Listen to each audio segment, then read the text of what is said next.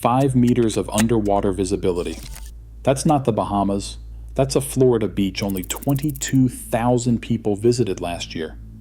Meanwhile, good luck finding a parking spot at Clearwater. 5 spots across this state look so much like the Caribbean, and each one has a completely different scientific reason for pulling it off. The first one? You cannot even drive there.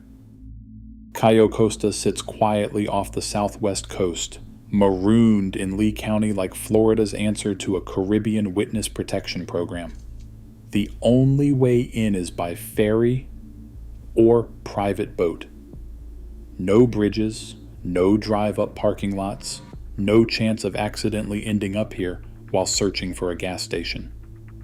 From Southwest Florida International Airport, it is a 35-mile drive, about an hour if you do not get stuck behind a pelican parade, to the Pine Island ferry dock.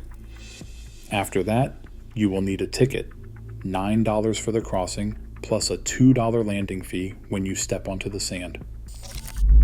The ferry schedule runs Thursday through Monday, so if you are prone to spontaneous road trips, check the calendar or risk becoming an unplanned castaway. That isolation works wonders. Last year, only 22,134 people set foot on Cayo Costa's beaches. For comparison, that is about the same number of people who visit Clearwater Beach on a slow Tuesday. The water here is not just clear, it is scientifically Caribbean. Secchi disc readings regularly hit 5 meters, meaning you can count your toes and the fishes too. The sand is a pale gray, flecked with shells, and the Gulf flashes a teal green that would make a travel influencer suspicious. The state spent $1.2 million this spring stabilizing the dunes, keeping the island's wild shade and powdery sand intact. Rangers say the best months are late April through June, when the water glows and the crowds are at their lowest. One traveling photographer, who says they have shot beaches from Aruba to Anguilla, swears the only thing missing here is a rum punch, and maybe a cell signal. But for anyone tired of fighting for towel space, Cayo Costa's recipe is simple: keep the cars out, keep the water clear, and let the dolphins do the traffic control. West Pass on St. George Island doesn't just look like the Caribbean, it acts like it's auditioning for a role. This stretch of sand sits in Franklin County, about 18 miles, give or take a few pelicans, from the Northwest Florida Beaches International Airport. It's a half-hour drive if you don't get distracted by the world's most laid-back speed limits. Parking is free, but the lot fills up fast, so set your alarm or risk practicing your parallel skills in a patch of sea oats. Here, the magic isn't just the view, but the science under your toes. The sand is pure quartz, ground down over millennia, and polished until it's almost blinding. Quartz reflects sunlight better than a freshly waxed surfboard, bouncing so much light upward that even cloudy days can look like a Caribbean screensaver. Each year, about 29,000 visitors wander out onto the sandbars, but the real stars are the shifting shoals themselves. Every fall, Gulf currents nudge the sandbar like a kid rearranging Legos, intensifying the water's aquamarine glow. Secchi disc readings average 2.8 meters, enough clarity to spot your dropped sunglasses, your friend's sunglasses, and possibly your dignity after a surprise sandbar slip. In 2023, local surf clubs pitched in for a new jetty. It's not exactly the Panama Canal, but it's enough to keep the sand from washing away, and to give the waves a little extra punch for anyone brave enough to bring aboard. As one surf club leader put it, we wanted a break that's friendly to both fish and feet.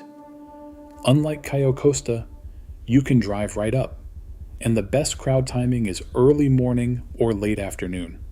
Unless your idea of fun is playing find the last parking spot with a dozen other sun chasers.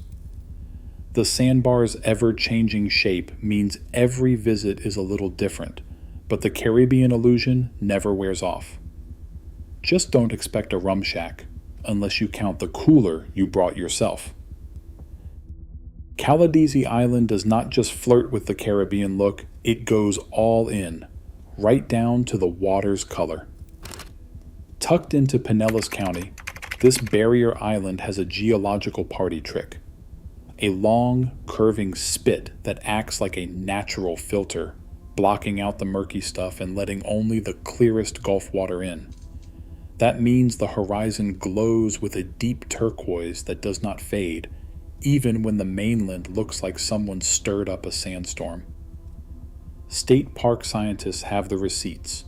Secchi disk readings here average 3.2 meters, enough clarity to spot a sand dollar from your kayak, or if you are lucky, you're missing sunglasses from last summer. Getting here requires a bit of planning, but no passport. From St. Pete Clearwater International Airport, it is a quick 10-mile drive, about 20 minutes if you do not get caught behind a flock of retirees on beach cruisers. The ferry from Honeymoon Island runs every half hour, and a round-trip ticket costs $16. If you prefer paddling, there is a kayak dock that just opened last year, though you will need a permit and a willingness to dodge the occasional pelican. Despite its Caribbean looks, Caladesi keeps the crowds in check. In 2024, park records counted just over 24,500 entries, roughly what Clearwater beach clocks before lunch on a sunny Saturday. That low-key vibe is by design. The park recently landed an $850,000 grant to remove invasive palms, making the views even more pristine. A ranger says they are not just protecting the sand, they are protecting the illusion. If you want a boardwalk, there is one back on the mainland. Out here, the only traffic jam is a line of ghost crabs crossing your path. Little Talbot Island doesn't just borrow a page from the Caribbean playbook, it rewrites the chapter on Atlantic clarity. Nestled in Duval County, this barrier island sits just 17 miles, about a 25-minute drive from Jacksonville International Airport. No ferry drama here. You can roll right up County Road 212, park for a $5 day use fee, and after a short gravel stroll find yourself staring at water so blue you'll wonder if someone swapped the Atlantic for a Bahamian screensaver. The secret isn't just geography, it's filtration. Little Talbot's unique position lets ocean water slip through a gauntlet of sandbars and tidal inlets, stripping out the murk and leaving behind a teal-blue glow. Scientists measure water clarity with a Secchi disk, and here readings regularly hit 2.5 meters. That's enough to spot sand dollars, your own toes, and the occasional confused crab wondering how it ended up in paradise. But this isn't just a fluke of nature. In 2024, park staff and local volunteers kicked off a major dune and seagrass rehab.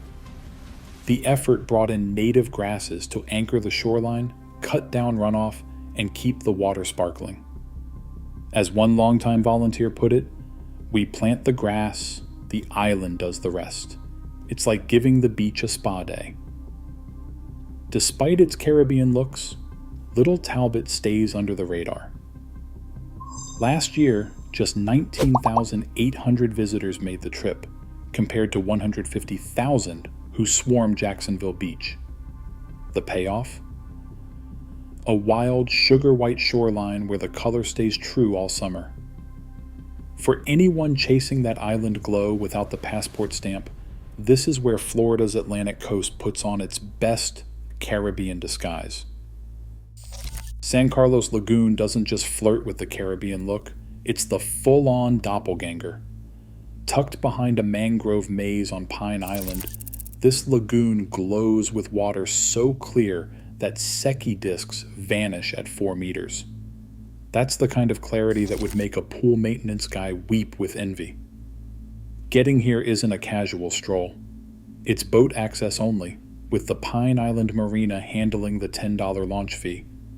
No cars, no crowds, and unless you're a pelican, no shortcut. The closest airport is Southwest Florida International, about 28 miles away, roughly a 40-minute drive if you skip the scenic detours and the occasional egret crossing. Annual user logs barely crack 5,000, most of them kayakers and a handful of snorkelers who know how to keep a secret. One local kayaker summed it up with a grin: "If you can hear another human, you paddled the wrong direction." The lagoon's secret isn't just its solitude, it's the mangroves. In early 2025, Lee County wrapped up a major restoration project, planting new mangrove stands to keep the water filtered and the sandbars shining. The result? A lagoon that looks like it was airbrushed for a travel magazine, but it's all natural. So, which Florida spot wears the Caribbean crown?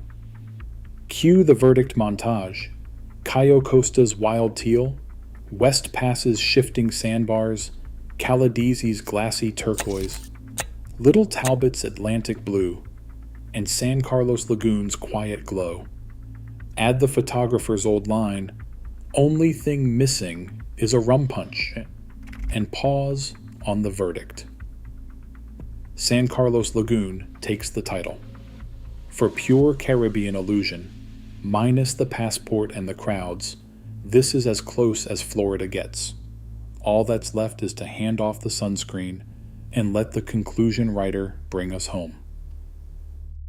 Turns out, you don't need a passport for turquoise water or a plane ticket for palm trees. You just need a decent sense of direction and maybe bug spray. As millions crowd Florida's famous beaches, these hidden gems still offer Caribbean vibes, minus the customs line. Paradise might be closer than your luggage. Share your own secret spot below.